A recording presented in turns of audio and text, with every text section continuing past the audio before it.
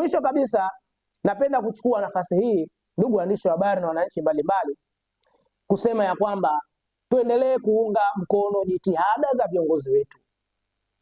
Tuendelee kuunga mkono Dr. Samia Suluhu Hassan ambaye ndiye rais halali wa Jamhuri ya Muungano wa Tanzania,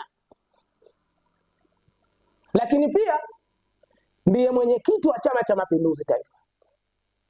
Lakini pia tuendelee kumuunga mkono daktari bingwa bimaana Dr. Hussein Ali Hassan Mwinyi ambaye ni makamu mwenyekiti wa Chama cha Mapinduzi Taifa, anayefanyia kazi zake Zanzibar. Hawa ndio watakaotuletea maendeleo.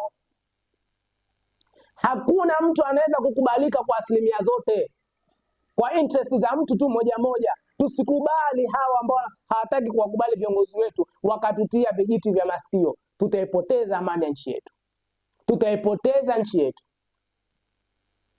Leo hii tunaona miundombinu mbalimbali imeharibika kwa sababu ya watu wachache wasiotaka maendeleo ya nchi yetu.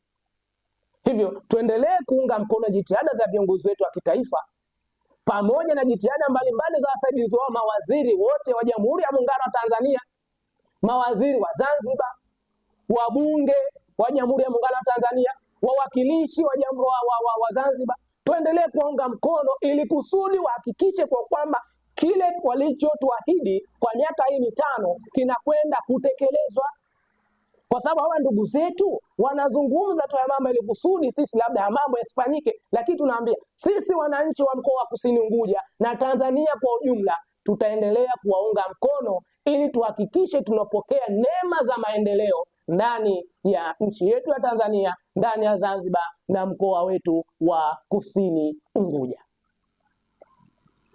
Kwa haya machache, ndugu waandishi wa habari, napenda kuchukua nafasi hii kusema kwa kwamba kidumu Chama cha Mapinduzi. Karibuni sana katika ofisi zetu za Chama cha Mapinduzi mkoa wa Kusini Unguja, mkoa ambao tutaendelea kuhakikisha tunamlinda, tunawatetea Daktari Samia Suluhu Hassan, kuhakikisha kwa kwamba tunamlinda, tunamtetea Dr. Hussein Ali Hassan Mwinyi, kwa sababu hawa ndio vinara wa kuleta maendeleo ndani ya taifa letu.